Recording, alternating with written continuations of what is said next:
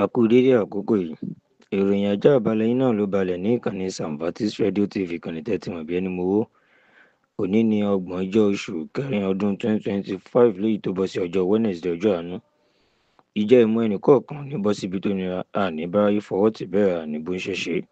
Abídèmí Yusuf yín náà rèé. Èmi lọ́mọ sọ̀kùrọ̀ kó gbóhùn lé ọmọ nípa lílo ọmọ alétè ìjọba.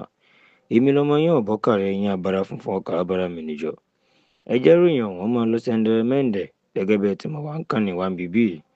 Àjọ NNPC wọ́n ti gbé síbẹ̀ gbégilé àwọn òṣìṣẹ́ kọ̀ọ̀kan àgàgà àwọn òṣìṣẹ́ jàǹkànjàǹkàn àwọn òṣìṣẹ́ tó jẹ́ pé wọ́n ní kìmí lábẹ́ ẹni tó jẹ́ olùṣàkóso tẹ́lẹ̀ Mele Kyari tó ti fi ìṣàkóso ètò wọn ti gbégi dẹ́hùn náà lẹ́yìn. Wọ́n ní àwọn òṣìṣẹ́ ńláńlá yìí ní ìgbìmọ̀ NNPC ti sáàkì ó ìpètọ̀ alára tẹ́ ẹ bá jẹ ó ti kúrò ajérò tẹ́ ẹ bá ṣe ó ti kúrò ọ̀ràngún ilé ìlàlúwà ń bẹ̀ báyìí ẹ jẹ́ kí omi tuntun gbóṣèlú kí ẹja tuntun náà wọnú odò. Ìgbìmọ̀ EFCC wọ́n ti ṣe kíni wọ́n gbé afurasí kan àwọn mélòó kan lọ ilé ẹjọ́ ilé tí wọ́n ní airport pápá ìgbéra òfurufú ní ìpínlẹ̀ Kano. Wọ́n ní wọ́n bá owó tí ń lọ bí 268.24 million naira tó jẹ́ káàṣì lọ́wọ́ wọn tó ń gbé káàkiri pé kí lẹ ń fi owó yìí ṣe ìwà òrí tó ń wá ṣòwò lásán owó ìlú èbó nǹkan kan ní bẹ́ẹ̀ lápá abẹ. tó wọ́n ní wọ́n mọ̀ kẹ́fìn olùṣọ́ kan ibi títí àná ìtì àwọn ọmọ ìjọ ní àwọn ọ̀nà tí ò tọ́ pé bí kan fi ọ̀bẹ ya wọ́n lọ́wọ́ kan mọ̀ pé wọ́n ti wà anointed làwọn èèyàn ń pé àwọn nǹkan báyìí ó ṣe bẹ́ẹ̀ ó kù díẹ̀ káàtó tí ò dẹ̀ tún bá ojú mu. Okowa tó jẹ́ olùbá Àtíkù dúpọ̀ ààrẹ tẹ́lẹ̀ ní ọdún 2023 ó ti sọ̀rọ̀ lórí pé òun fẹ́ gbé òṣèlú PDP òun darapọ̀ mọ́ APC ilẹ̀ oníkẹ́ni ó lóun ò bá tiẹ̀ ti lọ ti pẹ́ ó lóun kábàámọ̀ àbámọ̀ tóun ká ni pé òun pẹ́ nínú ẹgbẹ́ òṣèlú PDP àti pé òun bá Àtíkù du ipò ààrẹ àwọn jọ ṣe òun ṣe igbákejì fún Àtíkù nínú ipò ìdìbò ààrẹ eléyìí tó wáyé ní ọdún 2023 tó gbé Bọ́lá Ahmed Tinubu wọlé lápá òun ò bá ti lọ ti pẹ́ ṣùgbọ́n bà náà ni kò bàjẹ́ lápá abẹ. Gómìnà ìpínlẹ̀ Bauchi Bala Muhammed ti yan àwọn èèyàn tí ń lọ bí 168 tó jẹ́ àwọn amúgbálẹ́gbẹ̀ẹ́ political aid náà ń pè àwọn olóṣèlú amúgbálẹ́gbẹ̀ẹ́ pé tó ẹ̀yin náà tẹ́ fi máa fẹsẹ̀ gbálẹ̀ kí ẹ ti ṣe dáadáa sí wa rí loyalties ní ẹ máa bọ̀ ẹ jájọ wọn ṣe ìlú ọ̀hún. Ìgbìmọ̀ EFCC tún ti ọwọ́ wọn ti tẹ gbajúgbajà kan tó jẹ́ pé ẹ̀gbọ́n olùkọrin kan ní E-Money náà ń pè ẹ̀gbọ́n Casey ẹ ti mọ̀ báwọn. Wọ́n ní kí ni wọ́n mú fún wọn ló ń abuse náírà kódà wọ́n tún ní dọ́là náà ń abuse pé ìkàn ṣòwò báṣubàṣu kò tiẹ̀ wo nǹkan kan bẹ́ẹ̀ bá dẹ́gbàgbé wípé olùkọrin ṣèwọ́ṣèwọ́ kan tẹ̀rí àpàlà ẹ̀hún náà ń bẹnu àhámọ́ jẹ́ pé wọ́n ní òun náà abuse náírà ni wọ́n ti gbé Casey náà báyìí ẹ̀gbọ́n Casey E-Money lápá ibi bẹ̀. Okowa ti fún Sàràkí lésì burúkú pé aláyé ọjẹ́ lọ dákẹ́ ẹnu ẹ̀ kọ́ ọgbẹ́nu rẹ̀ dákẹ́ lórí pé òun fi ẹgbẹ́ òṣèlú PDP òun lọ sí APC gbẹ́nu rẹ̀ dákẹ́ ìwọ kọ́ ni akọ́nimọ̀ọ́gbá ilé ayé òun o bóun ó ti rin ìrìn òun ọ̀nà òun ìṣe òun ìjẹ òun adọ́ọ̀tì lòun òun náà sọ méke ní òṣèlú gbé gbogbo ẹnu ẹ̀ dákẹ́ Sàràkí pé òun darapọ̀ mọ́ APC yẹn wọ́n sì nu yàtàyàtà sí òun lápá bẹ̀. Èèyàn tó 30 nígbà tí àwọn ọ̀pọ̀lọpọ̀ èèyàn fara ṣe léṣe yánnayànna níbi tí wọ́n ní àwọn Boko Haram ti lọ gbé àwọn egbòogi olóró kan sílẹ̀ tí àwọn ìrìnàjò yìí ọ̀dẹ̀ mọ̀ táwọn gbàbẹ̀ kọjá wọn ní egbòogi olóró bọ́ǹbù yìí ó mọ̀ dún ní gbàù dúndún tí ó dùn báyìí ọ̀pọ̀ èèyàn ló kù tó ń lọ bí 30 túgbà táwọn tó fara ṣe léṣe tí wọn ò ló ń kà ní ìpínlẹ̀ Borno gangan.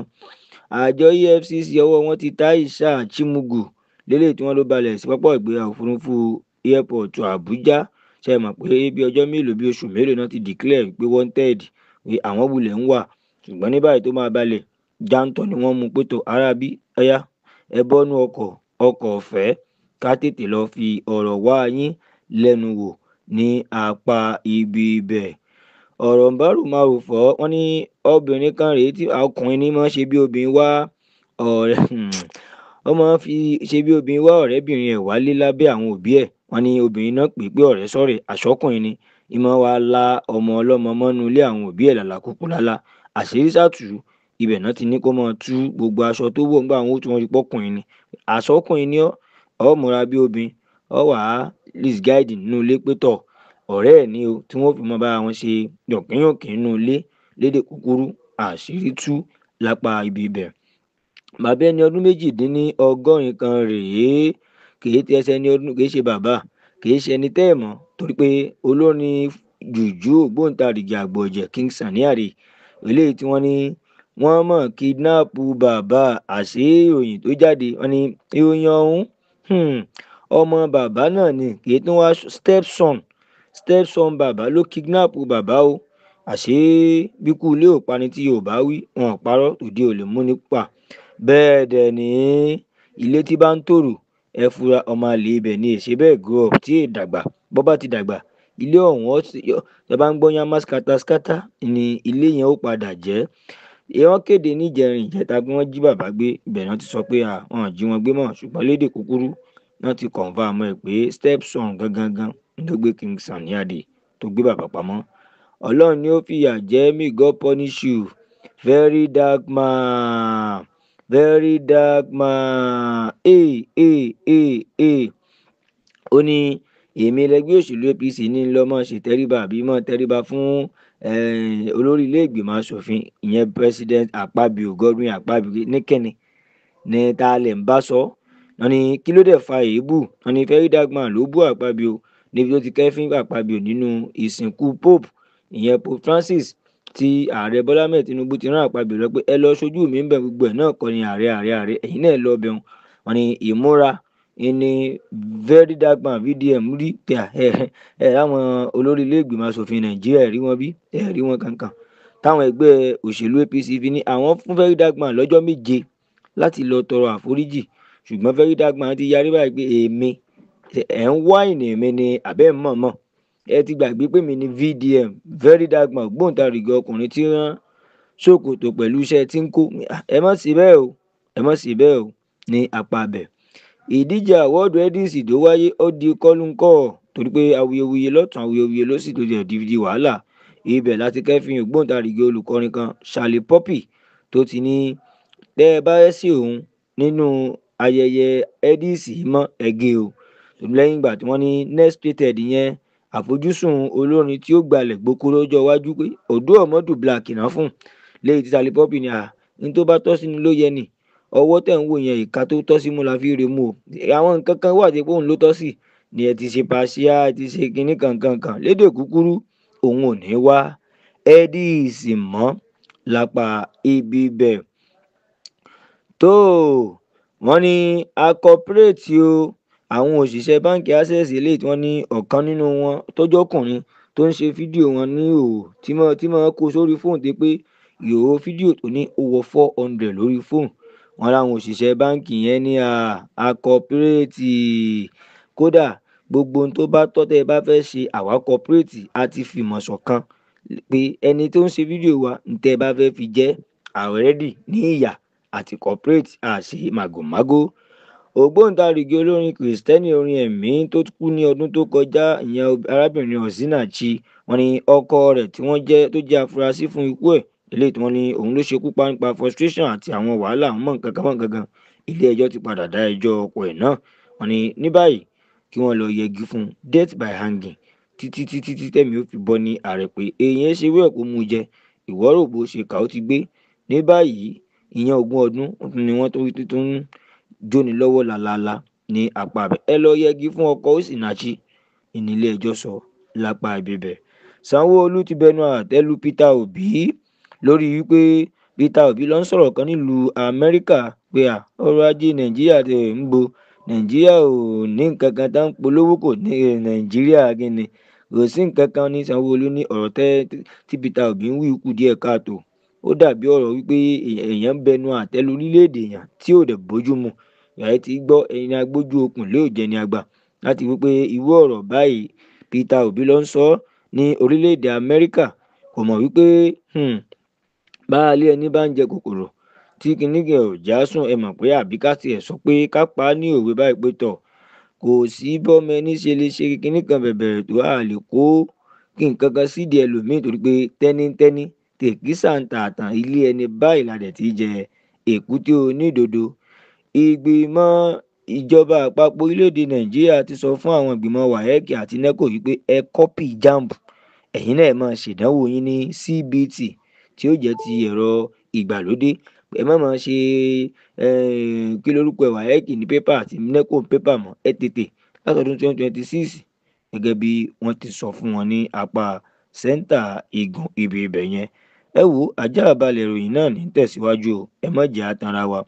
Ní báyìí wọ́n ní gómìnà bíi 10 Ganduje, Shettima, gbogbo wọn ni wọ́n balẹ̀ sílùú Delta láti sẹlẹ̀bírẹ́tì Oborevwori, gómìnà ìpínlẹ̀ Delta, àti Okowa, léyìí tí wọ́n kù nínú ẹgbẹ́ òṣèlú PDP tán darapọ̀ mọ́ APC. Wọ́n ní àwọn èèyàn jàǹkànjàǹkàn náà kún bẹ̀ tí wọ́n ń ṣe àjọyọ̀ pé tọ̀ àwọn èèyàn gidigidi gbàǹkọ̀gbàǹkọ̀ wọ́n ti darapọ̀ mọ́ APC o. Tí ibi tá a ti rí gómìnà bíi 10 nínú ẹgbẹ́ òṣèlú APC, Ganduje, igbákejì ààrẹ àtàwọn kan mọ́ àwọn kan lápá ibi ibẹ̀. Ẹ wo Akpabio fi mẹ́sẹ̀gì kan ránṣẹ́ ń gbò délùú Róòmù o, kò tiẹ̀ wo ti very dark man. Ó ní iṣẹ́ àti ìyà tí ń bọ́ ọmọ Nàìjíríà fà. Ó ní ohun tó wúwo Ọlọ́run àti àmúwá látọ̀dọ̀ Ọlọ́run bá ní, kì í ṣe pé olórí kan ní ń fi iṣẹ́ àti ìyà ní fi ń ṣe kíni, ní fi ń dà Nàìjíríà láàmú. Olówó Ọlọ́run ní tó bá bọ́lọ́run bá ti ló ti tó. Ó lẹ́ẹ̀kan rí tí nǹkan ọ̀hún dání fáwọn ó ní ẹ̀wọ̀ orílẹ̀-èdè Ghana. Ó ní ńgbà Ọlọ́run sọ pé ó tó fún wọn nínú iṣẹ́ àti ìyà, ṣé wọn ò padà dẹni rí ni, wọn ò padà máa ṣe yọ̀tọ̀ mi. Ó ní ẹ mọ́ fọ́. Akpabio, olórí ilé ìgbìmọ̀ asòfin, ní sọ́ngbòde ibi ìsìnkú Pope nílùú Rome. Gómìnà ìpínlẹ̀ Kebbi Idris, ó ní awuyewuye tó ń lọ kí pé òun fẹ́ darapọ̀ mọ́ Àtíkù coalition pé kíní kankan ní èmi ìkónú ìgbádùn lọ́nu èmi ìkónú ẹgbẹ́ òṣèlú APC o, ní tèmi o, èmi ò kónú ẹgbẹ́ òṣèlú APC. Natasha, Sẹ́nitọ́ Natasha rántí arábìnrin láti ìpínlẹ̀ Kogi ti tọrọ àforíjì lọ́wọ́ Akpabio lórí ọ̀rọ̀ pé ẹ fẹ́ fipá bóun pò ní ẹ má bínú, bóun ti gbàgbé wípé láti jẹ sẹ́nitọ̀, láti wín ní sínéètì, òun ti gbàgbé pé ó ní tóun fi kí ní ẹ má bínú jàre, òun lẹ́nu òun jó fasta fosto ní apá abẹ. Kollington ti fèsì fún K1 The Ultimate lórí ọ̀rọ̀ tí K1 sọ pé Kollington ò wá bí òkú yóò ń pè bàbá Kollington ní kí ni a ní ń sọ ọmọ ẹ̀ tí ń sọ kátàkà, kí lẹ fún Wasiu Ayinde, kí lẹ fún un mu, kí lẹ fún K1 mu. Ẹ ń sọ kátàkà yìí ó ti pọ̀ jù ó ti pọ̀ jù lápá abibẹ̀. Wọ́n ti mú arábìnrin àwọn 3 látòrí tó jẹ́ pé ọmọ bíbí orílẹ̀-èdè Ghana ni wọ́n mú wọn lù Èkó lórí egbòogi olóró kan tán lówó ẹ̀ ń wọ bíi 1.42 billion naira 1.42 billion naira. Wọ́n ní wọ́n réèdì wọn lóòtẹ́ẹ̀lì kan, wọ́n fún wọn lọ́wọ́ ni àwọn ará Ghana 3 tó jóbìn lẹ̀ ń gbérú egbòogi olóró báyìí lẹ̀ ń gbé kiri ní apá abẹ̀. Ìyá Two-Face Idibia ó wẹ́kọ̀mù wọn àti Two-Face àti ìyàwó ẹ̀ titun Natasha titun lẹ́yìn bí ọjọ́ mélòó tí ìyá ní òun ti mísì ọmọ òun orí o ní apá ibi ibẹ̀. Nàìjíríà gbèsè wọn dé. Wọ́n ní olùdásílẹ̀ Facebook Mark Zuckerberg ó mà wá sí Nàìjíríà níbi tóun àti ògbóǹtarìgì òṣèré orí móhùnmáwòrán kan Kúnlé Afọláyan ti jọ ń sọ̀rọ̀ lọ́wọ́ náà bá múná lọ.